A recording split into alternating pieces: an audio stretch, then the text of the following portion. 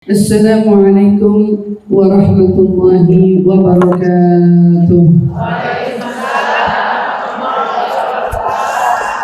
Alhamdulillahi rabbil alamin wa bihi nasta'inu ala umuri dunya waddin.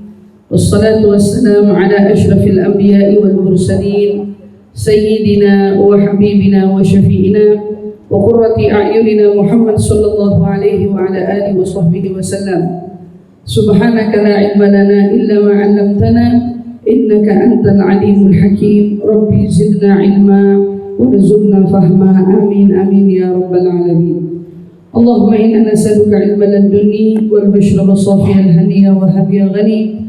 Allahumma salli wa sallim ala sayyidina Muhammad al-fatih lima ughliq wal khatim liman sabaq nasiril haqqi bil haqq wal hadi ila siratikal mustaqim wa ala alihi wa sahbihi haqqa qadrihi wa miqdarihi al-azim. Alhamdulillah, segala puji syukur bersama kita panjatkan kehadirat Allah Subhanahu wa taala yang mengumpulkan kita di pagi hari ini dalam keadaan sehat walafiat, dalam keadaan yang insyaallah dipenuhi dengan nikmat, yang mudah-mudahan kenikmatan yang Allah anugerahkan kepada kita sehingga menetapkan kita pada hari ini bisa singgah di salah satu rumahnya Allah, bisa sama-sama ingin saling mengkaji daripada ilmu yang dibawa oleh Rasulullah. Mudah-mudahan semua ini menjadi sebab Allah wafatkan kita dalam husnul khatimah insyaallah. Amin ya rabbal alamin. Dalam hidup setiap orang itu harus punya tujuan, dan kalau ditanya setiap di antara kita pasti tujuannya itu berbeda-beda. Tujuan dari hidup adalah untuk beribadah. Kalau itu yang dikatakan oleh Allah, "Wa ma khalaqtul jinna wal insa illa liya'budun." Aku tidak menciptakan makhluk-makhluk di muka bumi ini, baik dari manusianya ataupun dari bangsa jinnya, kecuali tujuan aku menciptakan mereka adalah untuk mereka beribadah kepada aku. Di antara para ulama tafsir mengatakan tujuan dari ibadah adalah mengetahui status kita adalah seorang hamba dan dia adalah Tuhan yang patut untuk disembah. Untuk menjadi seorang hamba yang beribadah, nggak bisa tiba-tiba kita lahir tahu-tahu jadi orang rajin ibadah, betul apa kagak? Jangankan yang lahir tiba-tiba jadi rajin ibadah, yang udah sering diperingatkan betapa besarnya pahala ibadah aja, hari ini kan masih susah memberi semangat kepada diri agar tetap terus konsisten dan rajin di dalam ibadah. Maka dari itu ulama bilang makna liya'budun, arti tujuan daripada liya'budun adalah liya'rifun.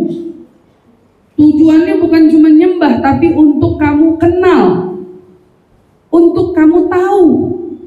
Tahu apa? Semua ilmu yang Allah ingin kita tahu. Ada part-part ilmu yang Allah bilang itu urusan Allah, tetapi ada part-part ilmu yang Allah ingin kita tahu. Kenapa? Karena dengan ilmu itulah kita menjadi bisa untuk memperbaiki ibadah dengan kualitasnya yang sempurna. Nah, orang tujuannya ibadah, pengen ibadah aja tapi nggak juga mau dengan sempurna, maka kan itu ibadahnya sia-sia. Oleh karena itu, disuruh ibadah, artinya disuruh mengetahui hukum dari ibadah, hukum dari taat, hukum dari maksiat. Biar kenal kenapa disuruh ibadah. Berarti kalau ibadah nggak ada di situ unsur selain daripada ibadah. Kalau kita mau jalanin perintah Allah liya'budun, maka makan minum kita kalau di situ tidak ada dasarnya ibadah, maka makan minum kita nggak boleh, karena kita diciptain bukan untuk makan dan minum. Makan minum kita nggak jadi apa-apa, bahkan kita berumah tangga nggak jadi apa-apa. Tapi alhamdulillah berkat junjungan Nabi Muhammad SAW yang menjadi sosok teladan bagi kita, beliau yang memberikan kepada kita segenap contoh agar kita bisa meneladani setiap budi pekertinya, agar kita jadikan setiap aspek dari kehidupan kita isinya ibadah. Makan jadi ibadah, minum jadi ibadah, nikah jadi ibadah, ngurus anak jadi ibadah, ngurus suami jadi ibadah, kerja jadi ibadah, semuanya ibadah. Semuanya ibadah. Berarti ibadah bukan cuma sholat, ibadah bukan cuma zakat, ibadah bukan cuma haji, ibadah bukan cuma umroh, ibadah bukan cuma puasa. Tetapi kita bisa beribadah bahkan di setiap hembusan nafas yang kita hembuskan, maka di situ isinya ibadah. Itu tujuan dari kita di hidup. Tapi kalau kita kembali kepada poin setelah hidup ada kematian, maka kalau kita tanya apa tujuanmu setelah kematian? Apa tujuanmu setelah wafat? Kalau tadi kan kita ngomong tujuan hidup. Kalau tujuan wafat apa? Udah ada yang punya tujuannya. Sudah ada yang pernah mikirin tujuannya. Setiap hidup harus punya tujuan, maka yang namanya kematian juga pada akhirnya akan berujung pada tujuan. Nah, masalahnya jalannya ini di akhirnya cuma dua. Adanya surga, ada yang neraka. Gak ada yang punya jalan yang lain. Jalannya cuma menuju surga atau menuju neraka. Kalau kita nggak pinter-pinter menjadikan tujuan hidup kita akhirat itu adalah surga, maka kita nggak punya tempat selain daripada yang satu. Ya naudzubillah min dzalik, gitu. Makanya kalau kita sandingkan, ternyata kita ini bukan cuma diciptakan Allah untuk hidup, tapi kita juga harus ingat kita diciptakan oleh Allah juga untuk kita mati. Iya kan? Untuk kita mati, karena Allah nggak ciptain kita untuk hidup aja. Tapi Allah juga akan pertemukan kita dengan yang namanya mati. Dan jika kita bertemu dengan mati, apa tujuan? Itu kan yang jadi pertanyaan. Berarti bahkan kita yang disebutkan tujuan hidup atau tujuan diciptakan adalah ibadah, maka sepatutnya kita sadar kalau kita wafat, kita masih di dalam proses ibadah atau kita berada di dalam proses naudzubillah siksa. Kita berada di dalam proses nikmat atau kita berada di dalam proses siksa. Kita nggak tahu. Ad-dunya darul amal la jaza'u fiha. Katanya dunia ini tempatnya beramal. Wadarul jaza. Sebagian ulama lagi bilang di dunia juga ada waktunya dibalas. Amal barzakh. Kalau barzakh berarti setelah kematian kita ketemunya apa? Darul amal la jaza'u fiha. Kita ketemu sama yang namanya hari di mana kita diwafatkan masuk ke alam barzakh. Di situ tempatnya apa? Tempatnya beramal, kagak ada balasan tapi. Enggak ada yang dihitung maksudnya. Enggak ada yang dicatat amalnya. Tapi ada yang beramal, ada. Amal akhirah, tapi kalau akhirat darul jaza la amal fiha. Kalau akhirat rumahnya kita dibalas, enggak ada adanya amal di sana. Nah, oleh karena itu di Hadramut, Ibu, kota Hadramut, kota Tarim, kenapa dikenal dengan sejuta wali? Ada makam kan di situ namanya makam Zambal gitu ya. Permakaman Zambal itu berapa kali pernah kejadian yang gali kuburnya itu berapa kali gali kubur? Karena kan di situ ditimbun para wali-walinya Allah. Sekarang aja udah jadi wali-walinya Allah semua, dari dulu itu ditimbun para kekasihnya Allah di sana. Makanya dibilang kota 1000 sejuta wali. Waktu pernah satu ketika ada seorang menggali kubur, ya, jaga kubur di sana, gali kubur, ada orang meninggal mau dikubur di sana. Begitu digali, kayak di Mekah kan biasanya ada berapa orang yang dikubur di dalamnya? 8 kalau nggak salah. 8 ke bawah ditaruh. Terus begitu juga di Hadramut kejadiannya. Waktu dia lagi gali, ada kiranya kayak space kosong, digali tahu itu kuburan. Tahu udah ada orang di dalamnya. Begitu yang gali kubur ahlul kasyf, yang gali kubur kan orang sembarangan juga. Begitu digali, yang di alam kubur lagi ngaji. Bayangin. Kata yang lagi ngaji, ngelihat sama yang buka, tutup, jangan ngomong sama orang.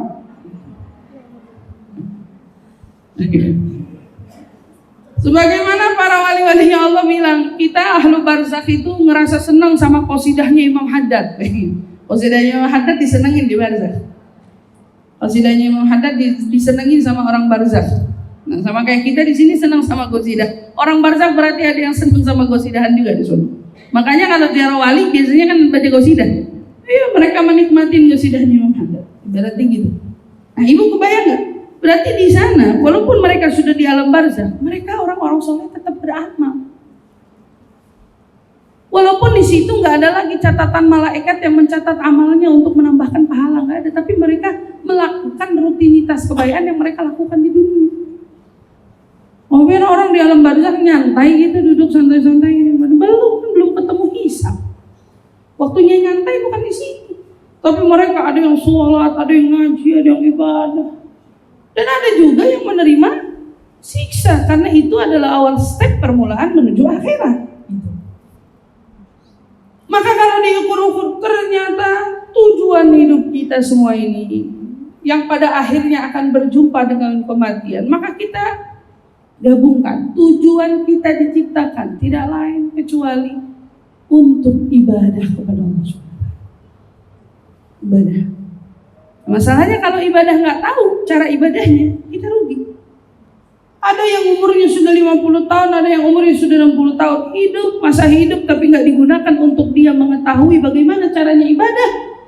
Nah, ibadahnya selama 50 tahun sia-sia, ibadahnya selama 60 tahun sia-sia.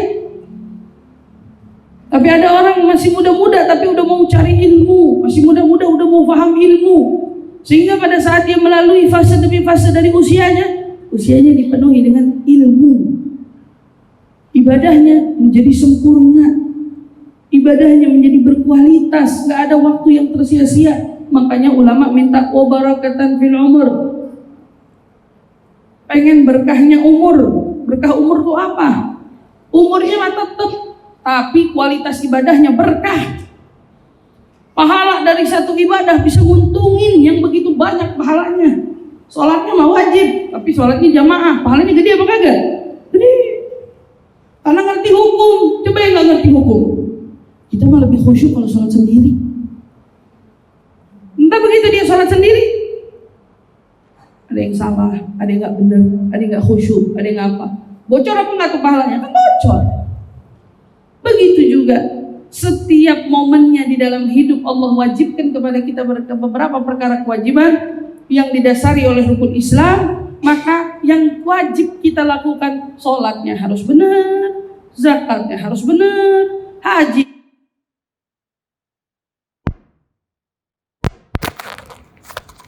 Maka kalau kita alhamdulillah yang sekarang berada di ujung daripada bulan Sya'ban, beberapa waktu mendatang kita akan insya Allah kalau dikasih umur panjang bisa ketemu lagi dengan bulan suci Ramadan. Yang dikatakan oleh Nabi Muhammad SAW, "Idza dakhala Ramadan futihat abwabul jinan wa ughliqat abwabun niran wa sulsilatus syayatin." Atau kama qala Rasul sallallahu alaihi wasallam. Katanya kalau datang bulan Ramadan, Allah Subhanahu wa taala buka pintu-pintu surga dan pintu-pintu neraka dikunci. Ada kalau kita bisa bilang ini seumpamanya seperti kiasan gitu. Kiasan pintu surga dibuka, pintu neraka ditutup. Artinya yang mau masuk ke neraka peluangnya lebih susah. Kenapa? Karena yang lebih dibuka peluangnya adalah kebaikan. Di mana pahala-pahala semuanya berubah menjadi berlipat ganda. Ibu kalau nanti masuk Ramadan, sholat wajib berubah pahalanya jadi 70 kali lipat. Begitu sholat sunnah pahalanya berubah menjadi wajib. Ini ada yang beda, bukannya sama bulannya. Ada suatu keistimewaan. Itulah mengapa Nabi SAW bersabda, "Man shoma Ramadan wa qama imanan wa ihtisaban ghufira lahu ma taqaddama min dhanbi." Dalam sebuah riwayat dikatakan, barang siapa orang yang berpuasa lalu dia bangun di waktu malamnya. Makna qoma artinya adalah sholat. Sholatnya kapan? Bukan sholat zuhur, bukan sholat asar, bukan cuma sholat subuh, bukan cuma sholat isya, bukan cuma sholat maghrib, tapi sholat apa? Qoma di sini ada sholat yang lebih kita lakukan. Apa maksudnya? Ibaratnya terawih gitu ya. berarti tarawih atau sholat witir. Siapa yang puasa dan dia mendirikan sholat malamnya, maka baginya pahala, Allah ampunkan dosanya yang lalu seluruhnya. Dosa yang kemarin berapa tahun? Bisa mundur berapa tahun? Tapi jika apa? Iman dan wahtisaban. Waktu dia puasa, waktu dia sholat pakai iman dan hanya mengharap pahala dari Allah. Cuman itu. Masalahnya menempa diri untuk ibadah hanya kepada Allah. Ini kan proses belajarnya seumur hidup. Kayak kita ibadah betul-betul untuk Allah, berarti kita gak ngelakuin apapun hal yang menggugurkan pahala selain karena Allah. Kalau orang, Allah bukan yang kasih, berarti dia gak bisa puasa, dia batal puasanya. Bukan maunya dia, Allah yang punya ketetapan untuknya. Ada orang sakit, bukan maunya dia, Allah kasih dia sakit. Begitu datang waktunya puasa, dia gak bisa puasa, bukan dia punya mau, itu sakit. Tapi kalau ada orang sehat, kuat, bugar, kalah cuma gara-gara ke mall, kalah cuma gara-gara ke pasar, kalah cuma gara-gara gak kuat tahan emosi, kalah cuma gara-gara gak kuat karena lapar, gitu ya. Boleh gak dibatalin puasa itu gitu? Dosa kan? Berarti mansoma. Dan begitu juga pada saat dia tahu bahwa puasa gak boleh dibatalin, begitu juga puasa gak boleh dibatalin dengan pahalanya. Pahalanya puasa gak boleh hilang. Kan kamu mengharap untuk Allah, kamu mengerjakannya untuk Allah, pahalanya gak boleh hilang. Apa yang menghilangkan pahala puasa? Ayo kita bahas definisi shaum. Definisinya puasa itu sendiri apa sih? Secara peribahasa, yang namanya puasa itu menahan makan dan minum. Nahan sesuatu masuk ke mulut. Gak boleh minum. Boleh gak? Setetes doang. Haus banget nih. Boleh gak? Pengen nyobain kerupuk dikit, nyanyain juga kagak. Boleh gak? Setuju. Jangan kerupuk deh, wijen. Boleh nggak masuk ke mulut? Nggak boleh. Oke, secara teori ya nggak boleh. Nah, sekarang kalau setetes air tidak boleh membuat tidak boleh masuk ke dalam mulut kita karena itu akan merubah puasa kita. Puasanya jadi batal, puasanya jadi nggak sah, puasanya jadi nggak benar. Mari coba apa yang sudah Nabi ingatkan. Kalau kita puasa ada yang dilarang, bukan makan dan minum aja. Yang dilarang apa? Al-kidhib, bohong. Pertama, berarti bohong ujungnya doang. Bohong ujungnya doang. Bohong apa anak kecil susah? Anak yang pokoknya aku mau buka puasa pakai ayam. Iya, nanti mama beliin ayam. Padahal emaknya masak semur. Yes. Soalnya dia ngerengengin cuma lagi kepengen doang. Kan juga kalau udah buka puasa beda lagi. Iya, nanti mama beliin ayam. Atau buka puasa mamanya nggak beliin ayam. Yang disajiin cuma semur yang dia makan. Siapa kagak? Bohong apa kagak? Ujungnya doang kan bercandain anak. Boleh apa kagak? Air setetes saja bisa merusak pahala, bisa merusak kesempurnaan puasa. Bagaimana dengan bohong walaupun cuma dengan bocah, dengan anak-anak, atau bohong yang cuma ada yang nelpon nanya tagihan udah waktunya bayar. Nah, ada yang telepon ada tagihan bayar, gimana? Ngeles sedikit, ujungnya doang. Ujung doang bohong juga. Suami bilang, kamu lihat ini saya tadi? Agak, padahal dia ngangkat. Ujungnya dong, kira-kira gugur nggak pahala puasa itu? Karena hakikatnya puasa punya rahasia itu bukan cuma tentang nahan air atau makanan ke dalam mulut. tetapi lebih tentang bagaimana diri ini menahan diri dari berbuat dosa. Cuman Allah ajak kita belajar dari bagaimana kamu bisa menahan diri dari minum, menahan diri dari makan. Nah, kalau makan dan minum bisa, kenapa segala sesuatu yang sifatnya akan mempengaruhi pahala puasamu sendiri kamu anggap sulit? Jadi bohong. Habis bohong apa? Al-ghibah, ngomongin orang. Apa sih definisi yang ghibah? Membicarakan sesuatu tentang saudaramu yang saudaramu kalau tahu dia gak suka. Berarti apapun itu, kalau kita cerita tentang kebenaran sekalipun, kalau udah yang namanya ngomongin orang, ya dosa. Kalau ujungnya gimana? Ketemu orang, apa kabar? Ya Allah, ada cerita, nanti pas buka udah ujung tuh. Bentar lagi mau cerita, gak jadi ada apaan, mau ceritain siapa? Ntar ada cerita si itu, tapi bentar aja habis buka puasa ada cerita. Udah ujungnya tuh, udah ujungnya ghibah tuh. Iya, kira-kira kalau kena begitu, gugur apa kagak pahala puasa kita? Udah gugur pahala puasa. Makanya benar Nabi bilang, berapa banyak dari umatku yang selama ini berpuasa, yang dia terima dari puasa itu cuma lapar sama haus doang. Perutnya ada keroncongan, badannya lemes, diajak ngomong gak bisa, tapi kosong, gak ada pahalanya. Sayang apa kagak? Berarti hakikatnya yang disebut dengan as-shawmu junnah. Puasa itu benteng. Yang dimaksud benteng, ngebentengin diri dari dosa. Kita bentengin diri kita dari dosa.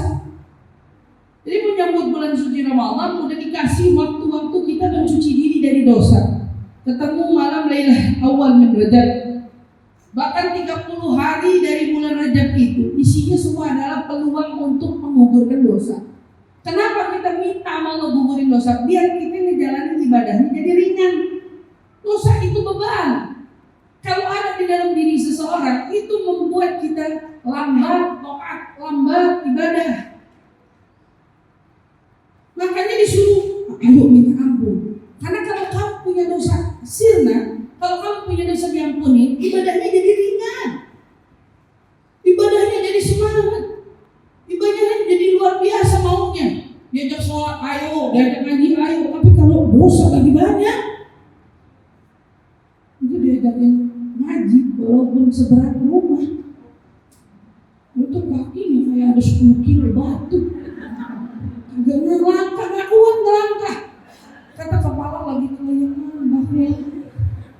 Itu yang bikin kelayangan dosanya. Bayangan dosa, makanya disuruh sebelum Ramadan kan udah tahu bulannya ibadah. Suruh cuci dulu tuh dosa. Habis sudah Rajab ketemu malam nisfu Sya'ban. Lagi-lagi waktu pengampunan. Makanya Allah bilang, siapa yang masuk Ramadan dia belum diampuni sama Allah, ya Allah, itu berarti orang yang bakal dijauhin sama Allah. Mau bilang ini karena peluang untuk pengampunan udah datangnya begitu banyak, tapi dia lewatin aja tuh kesempatan. Begitu masuk Ramadan semangatnya buka puasa doang. Buka puasa doang. Tidur pulas banget. Jam 2:30 baru bangun. Melek bentar, tidur lagi. Lanjut asar. Jam 4:45 baru bangun. Sholat bentar, ngayap. Bahasanya ngabuburit. Mau cari apa? Mau cari menu berbuka. Karena orang yang begitu gilanya cuma buka doang. Kalau puasa itu juga. Masalahnya hari ini kita juga dibenturkan dengan apa? Dengan kondisi dan situasi banyak anak-anak muda kita yang menyepelekan puasa. Apalagi yang punya anak bujang, anaknya yang merokok, yang nge-vape. Dulu zamannya kita kalau masuk bulan puasa warung-warung pada tutup, warteg-warteg gak jualan. Kalau sekarang mau puasa mau kagak jualan terus.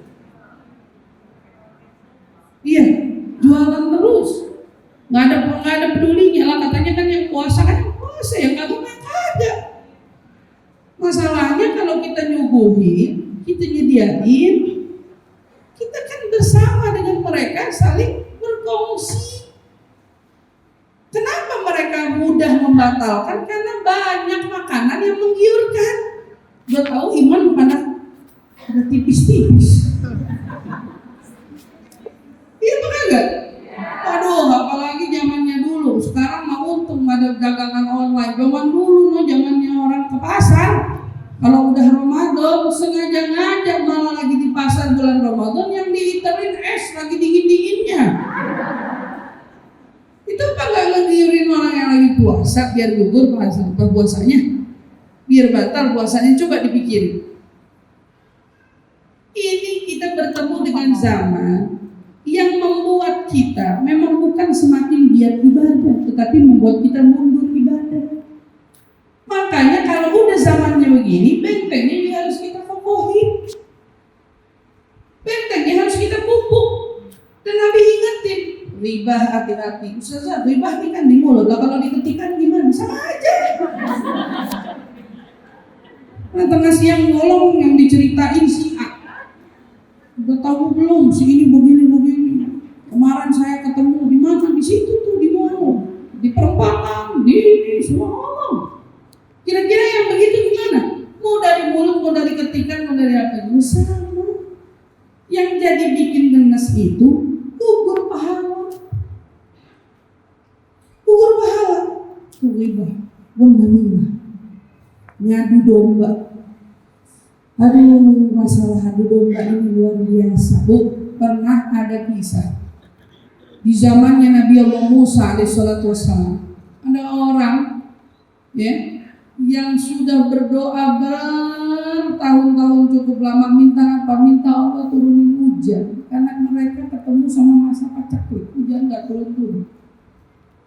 Mereka nggak bisa nanam, mereka nggak bisa bikin apa-apa, mereka nggak bisa buat apa-apa.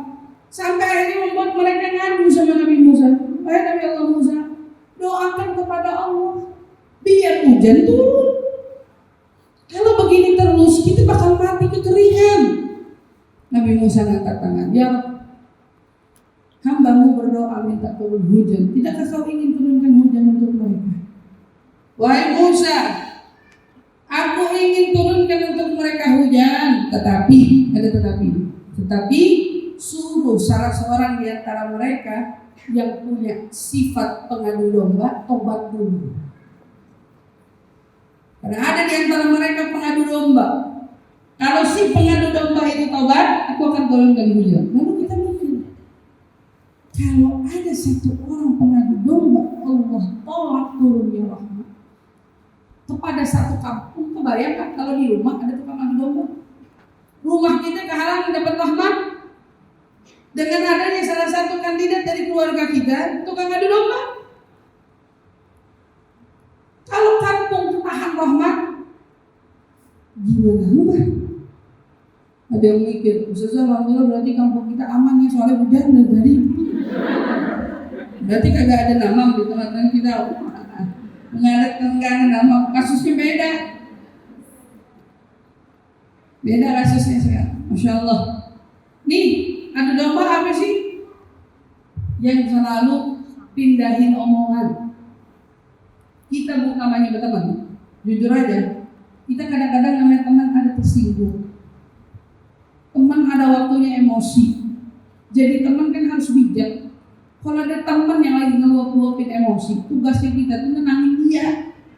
Sabar, jangan gitu, nggak baik. Kita kan jadi teman ngapain? Ada teman datang cerita, lagi emosi, setan lagi pengaruhin dia. Kita kenapa jadi bantuin setan? Kadang kita juga bantuin setan, bilang, emang lu baru kena, gua udah kena. Lu baru tahu, gua udah kena. Lu baru kenal dia, gua udah paham, udah hafal. Gampang banget ngomongnya. Emang kita kenal banget sama yang model begitu. Yang kita tahu banget lah. Jadi sebenarnya punya teman ini buat nenangin kita atau buat ngomporin sih? Karena hari ini banyak teman yang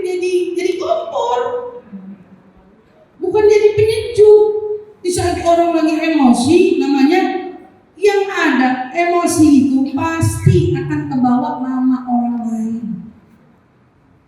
Kesel kali sama Fulan, ngegelin luar biasa. Fulan itu cuma ngegelin yang lagi masalah. Kenapa kita ceritain ke orang?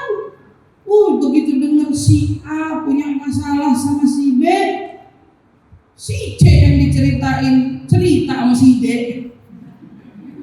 Bayangin, si D jadi tahu kekurangan si A, si C berarti si tukang pengadu. Ini baik-baik. Tukang pengadu domba besar dosa. Sampai dikatakan sama Nabi Muhammad SAW, orang yang punya sifat pengadu domba, kalau diambil nyawanya sama Allah sebelum dia wafat, dia tobat dari dosanya ngadu domba, maka dia jadi orang yang paling terakhir masuk surga. Yang tobat dari ngadu domba. Kalau kagak tobat, karena dia menjadi sebab si C dengan si A jadi kesel. Padahal si C kagak tahu, si A lebih gak tahu lagi. Tahu-tahu dikeselin gara-gara si C yang cerita perhara terjadi antara si A dengan si B. Padahal itu masalah si A sama si B. Belum tentu si A begitu juga sama si C. Belum tentu si A begitu juga sama si D. Belum tentu dia begitu juga sama orang lain. Bisa jadi emang si B-nya yang ngegelin, malah yang kesel si B sama si A. Ibu bingung sama si A sama si B. Susah saya bingung mau kasih nama siapa. Ini saya sebutin inisial aja gitu. Ya, ngerti? Kalau ada orang datang ke kita lagi kesel sama orang, itu kan aib yang lagi dia ceritakan. Tugasnya kita ngebungkus, bukan justru menjadi penyampai omongan. Kita ngebungkus, ini aib orang lain, ini aib teman kita, ini aib saudara kita, bungkus rapat-rapat. Masalahnya tukang adu domba zaman sekarang tuh gak julid-julid amat. Bajunya kemasannya sopan, santun, ngomongnya pelan-pelan, gak berasa orang. Masalahnya kalau dulu kan orang julid banget gitu ya. Kalau kita nonton sinetron ketemu orang julid emang orang julid deh kayak gitu. Tapi zaman sekarang banyak juga orang yang begitu, tapi hiasannya, kemasannya, dia punya tingkah bikin orang nggak sadar. Hati-hati. Alhamdulillah min dzalik, cerita si B. Ini ngadu domba. Kalau terjadi pada saat kita puasa, gugur pahala puasa kita. Baru kemudian Rasulullah kemudian sebut lagi wal yaminul kadhibah.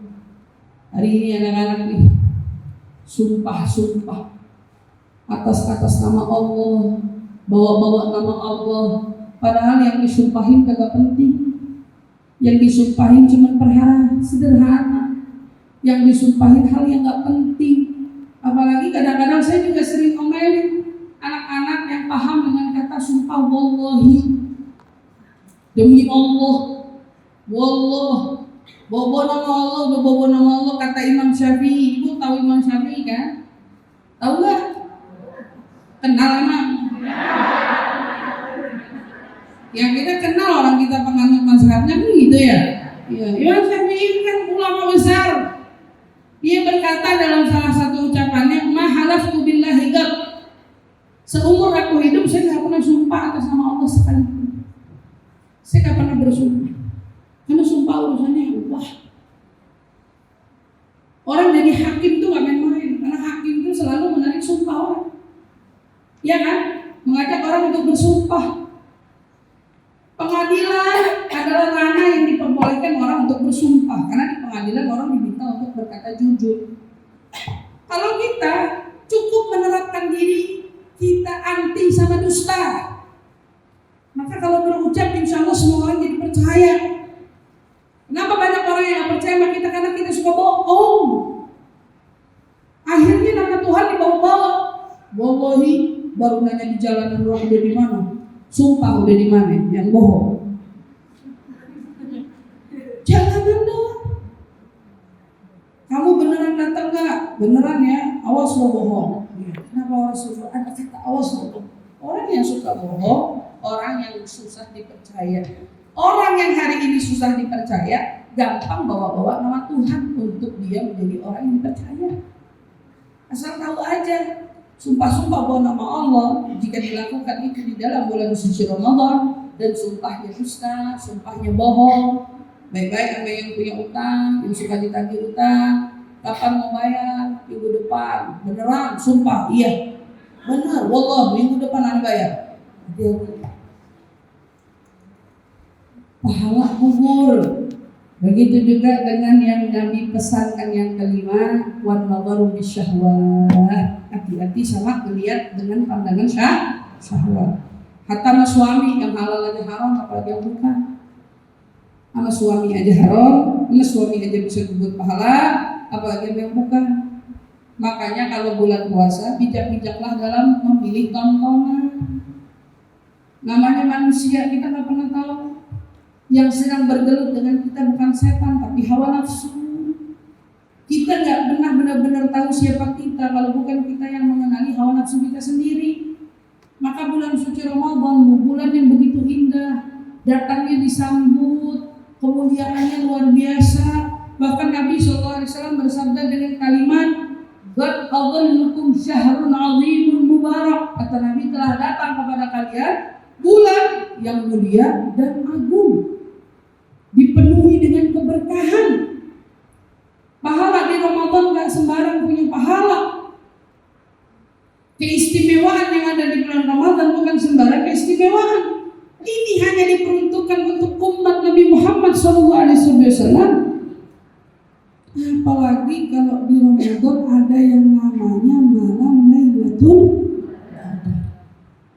Khairun min alfi syahrin tanazzalul malaikatu warruhu fiha bi'izni rabbihim min kulli amr. Salamun hiya hatta matla'il fajr.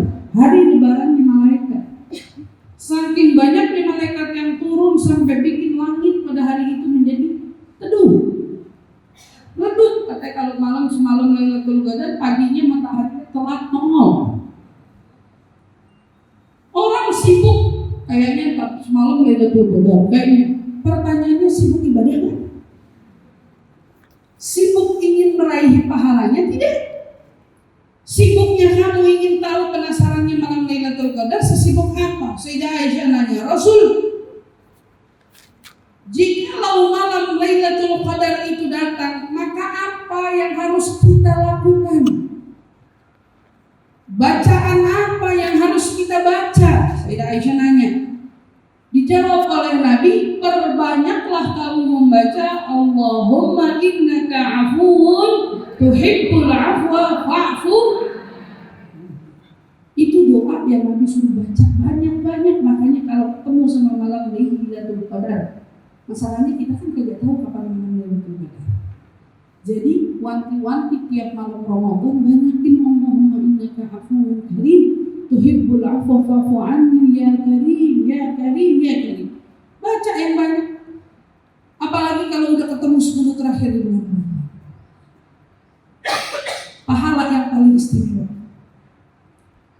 Orang kita sebagai manusia hidup gak pernah punya jaminan selamat dari jeratan hukum. Kalau buat salah, ya kita harus dihukum. Betul apa enggak? Sekelas orang yang sudah menjajaki tingkat kepresidenan, kalau dia buat salah kan kudunya harus dihukum kan? Harusnya kan gitu. Semua orang dari kita yang berwarga negara, tiap kita melakukan satu kesalahan atau pelanggaran, kita berhak dihukum. Ya. Gak ada satupun negara yang memberi jaminan kamu bebas ngapain aja, boleh ngapain aja, hukum bebas dari kamu. Ada nggak negara yang begitu? Gak ada. Tapi ternyata Allah yang Maha Rahman, Allah yang Maha Rahim, Allah yang punya nama Sang Maha Pengasih, Sang Maha Penyayang, dengan kekuasaannya bisa memberikan kebebasan kepada hambanya. Bebas dari apa? Bebas dari murka, bebas dari azab, bebas dari belenggu neraka. Masalahnya tiket bebas ini, kamu jadi siapa dulu bisa dapat ini? Kalau sekelas presiden aja gak bisa menjadikan dirinya orang yang selamat dari jeratan hukum, kalau kita bicara hukum asli ya, gak bisa menyelamatkan dirinya dari jeratan hukum, maka kita sebagai seorang manusia perlu tahu diri untuk mendapat tiket bebas dari neraka. Itu kagak gampang. Dan tapi luasnya Allah punya rahmat, Allah bisa berikan itu untuk hamba-hambanya yang dipilih. Ada orang yang setiap harinya sama Allah diberikan tiket kebebasan dari neraka. Tiap hari. Inna lillahi utaqah. Setiap hari Allah punya orang-orang yang dibebaskan. Tiap harinya, semakin banyak harinya, artinya 1 Ramadan, 2 Ramadan, 3 Ramadan, makin nambah harinya, makin banyak tiket yang dibagi-bagikan. Apalagi kalau ketemu 10 terakhir di Ramadan. Malam 21, 22, 23, 24, sampai terakhir. Hari terakhir itu hari terbanyak Allah membebaskan umat Nabi Muhammad dari belenggu neraka. Kalau kita tidak dapat, wallah rugi. Ruginya kebangetan, demi Allah rugi. Kenapa? Itulah kenapa Nabi SAW berdoa. Siapa yang datang Ramadan tapi dia nggak meraih ampunan Allah, maka Allah jauh dari dia. Allah mau jauh dia. Kata malaikat Jibril, aminkan wahai Muhammad. Maka Rasulullah berkata, amin. Saya aminin doa Jibril yang mendoakan orang yang masuk Ramadan tapi tidak dapat tiket ampunan Allah, maka dia orang-orang yang jauh dari Allah. Na'udzubillah min dzalik. Mudah-mudahan Allah selamatin kita semua, jauhin kita semua bukan jahat. Tujuan dari kita diperintahkan ibadah, tujuannya adalah untuk kita belajar bagaimana menyempurnakan ibadah. Maka ibu-ibu yang pada belajar fikihnya puasa, ya mau menjelang puasa, belajar yang benar. Fikih puasa yang batalin puasa apaan aja, biar puasanya benar, pahalanya benar. Saya hari ini cuma nyampain perkara yang membatalkan pahala puasa. Maka dijaga, ini yang paling penting. Karena ini bisa ngegugurin kita punya pahala, yang mana berarti kalau Ramadan telah pergi dari kita, kita ini nggak dapat bonusnya dari Ramadan. Kita nggak dapat. Sementara saya bilang ibu harus punya target kalau masuk bulan. Ibu mau targetin apa? Mau puasa apa? Puasa makan minum doang? Apa juga mau punya target dalam puasanya? Ulama menaruh targetnya nggak tanggung-tanggung. Ada yang pengen hatam 10 kali, ada yang pengen hatamnya 50 kali, ada yang pengen, waduh, padahal mungkin kagak itu. Hah? Mungkin apa kagak itu? Kalau ulama mah waktunya berkah aja, apa juga nggak ada yang nggak mungkin buat mereka. Salah seorang ulama Al-Habib Abdurrahman As-Segaf, satu cucu dari Rasul SAW, beliau perharinya, jadi kalau dibilang mungkin apa enggak, perharinya menghatamkan Quran 8 kali, 4 di siang hari, 4 di malam hari. Itu kalau apa? Itu kalau apa? Ya udah, ibu-ibu pasang target dah Ramadan 3 kali. Seenggaknya per hari itu bacanya berapa, Bu? 2 juz. Kurang dosa enggak? 3 juz. Ketemu hari ke-10 khatam. Bisa apa kagak ya? Insya Allah. Taruh target. Kata kalau main gimana? Itulah makanya perempuan biar tahu kalau perempuan aja ada haidnya. Ibadah kita ada yang kepotong lagi. Betul apa enggak? Mestinya kalau kita lagi dikasih kesempatan, maka kejar kesempatan itu. Oh targetin, insya Allah sehari 3 juz. Tadi kan hari ke-10 hatam. Enggak hatam 3, hatam 2. Girang gitu. Enggak hatam 2, hatam 1. Jangan sampai enggak hatam sama sekali. Ustazah kalau saya targetin hatamnya 1 kali aja gimana? Saya bilangin. Kalau kasih target itu lebih. Karena kalau target satunya nggak nyampe berarti nggak hatam. Ya gitu. Tapi targetnya lebih, saya mau 3 kali hatam, dapat 1 kita udah girang, baru 1. Insya Allah bulan tahun mendatang saya bisa hatamnya 2. Tahun mendatang lagi saya bisa hatamnya lebih. Malah ada orang-orang soleh, orang-orang tua kita, Bu, jangan ngomongin yang tinggi-tinggi malamnya, 3 hari sekali hatam Quran. Ada apa kagak yang begitu? Ada. 3 hari sekali hatam Quran, habis setiap sholat dia hafal, dia baca 2 juz. Mau dibedain betul Ramadannya sama hari-hari yang lain, adain target. Ibu lagi mau targetin apa? Insya Allah saya selama Ramadan kagak mau skip taraweh. Ayo targetin. Nggak mau skip, ngantuk juga, lemes juga, pokoknya setiap hari harus taraweh. Kapan lagi taraweh cuma ada di Ramadan doang? Paksain, apalagi kalau perempuan udah ketemu harinya haid, begitu haid, kelar haid, mau mulai lagi ibadah, Masya Allah. Tahu kan tuh begitu ya kita, makanya niatin, tekatin, mau taraweh nggak skip. Niatin apa? Niatin, tekatin lu Ramadan mau sedekah walaupun sedikit. Sedekah walaupun sedikit, niatin, yakinin pahalanya memberi makan orang berbuka itu besar, bukan memberi makan kenyangnya loh, bukan memberi makan nasinya loh, tapi menu begitu. Allahu Akbar, Allahu Akbar. Ibu kasih apa? Ibu kasih kurma. Gigitan kurma yang dia makan, ibu dapetin pahala orang puasa sempurna. Gak kurang dari pahala puasanya sedikit. Bisa jadi yang ibu kasih buka, dia puasanya gak punya pahala. Tapi Allah jaminkan pahala bagi ibu bukan sesuai dengan pahala orang yang ibu kasih berbuka. Tapi Allah jamin langsung 1 suapan, 1 tegukan air yang diminum untuk orang yang berbuka, kamu dapat pahala bagi dia, pahalanya puasa orang sempurna, gak kurang dari puasa sempurna. Makanya kata Imam Haddad bilang dalam kitabnya, walaupun yang ibu kasih cuma seteguk air, berarti kan ini kemampuan yang bukan hanya kepada orang yang punya uang. Insya Allah kemampuan orang yang uangnya terbatas pun bisa segala bagiin aqua, atau membagikan menu berbuka kurma, beli masukin 3 butir. Ada orang lewat jangan salah ngasih.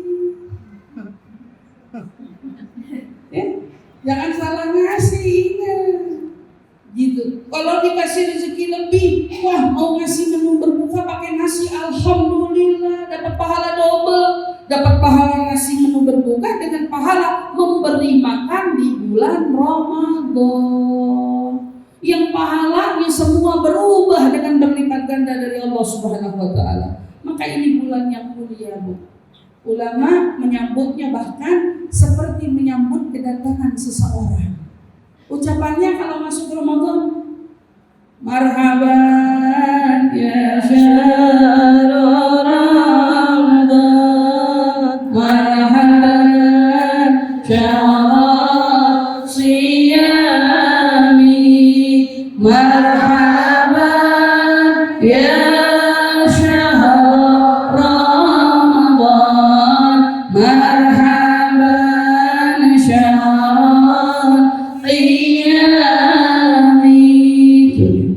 disambutnya dengan marhaban. Makanya persiapan ulama mau ketemu Ramadan itu mereka mempersiapkan batin 6 bulan sebelum datangnya Ramadan. Nah, kita nyiapin dari kapan? Ibu udah nyiapin Ramadan dari kapan? Insya Allah dari Rejab kemarin udah siap. Seenggaknya 3 bulan, 2 bulan sebelum Ramadan kita udah ketemu sama mau ketemu Ramadan dikirang aja. Masuk Rajab udah siap-siap. Kalau ulama 6 bulan sebelum masuknya Ramadan dia udah siap-siap. Dan kalau keluar dari Ramadan kita biasanya nggak lama punya waktu bersedih sama pisah dari Ramadan. Karena begitu kita ketemu hari raya kita udah girangan, udah lupa. Nah, kancing-kancing celana udah pada sehari makan ketupat macam-macam, belum lagi makan yang lain, lupa. Tapi kalau ulama mereka berpisah dari Ramadan sedihnya 6 bulan. 6 bulan dari Ramadan mereka kayak hampa. Makanya begitu masuk 6 bulan mau ketemu Ramadan girang.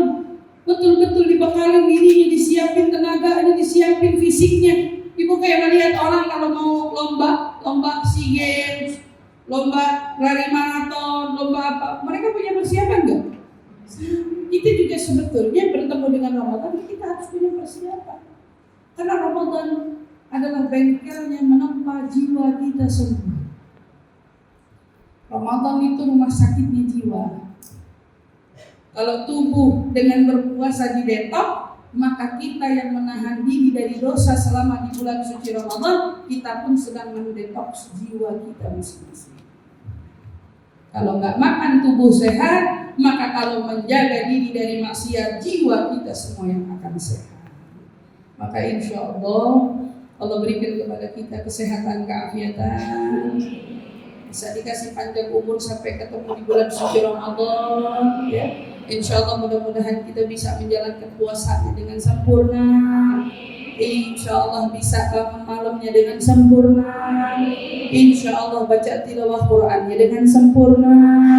Allah berikan kepada kita kekuatan untuk mengurangi makan, mengurangi minum, mengurangi tidur, mengurangi obrolan-obrolan yang tidak bermanfaat. Kalau obrolan yang tidak bermanfaat pun saja kita ingin hindari, maka mudah-mudahan Allah berikan kepada kita kemampuan dan kekuatan untuk tidak berucap kedustaan selama Ramadan, untuk tidak berucap keburukan selama Ramadan, untuk tidak sampai bisa memindah-mindahkan omongan-omongan selama di bulan suci Ramadan. Ya Rabb, jaga mulut kita semua, jangan sampai bersumpah membawa nama Allah Subhanahu wa taala dalam perkara dunia yang tidak berguna. Mudah-mudahan Allah Subhanahu wa taala jaga mata kita, jaga telinga kita, jaga lisan kita, jaga hati kita semua agar kita mendatangi bulan suci Ramadan dengan penuh kesucian, dan di sana Allah sucikan kita semua sehingga mudah-mudahan keluar dari bulan suci Ramadan kita tergolong minal aidina wal faizin. Mudah-mudahan orang yang dikembalikan suci,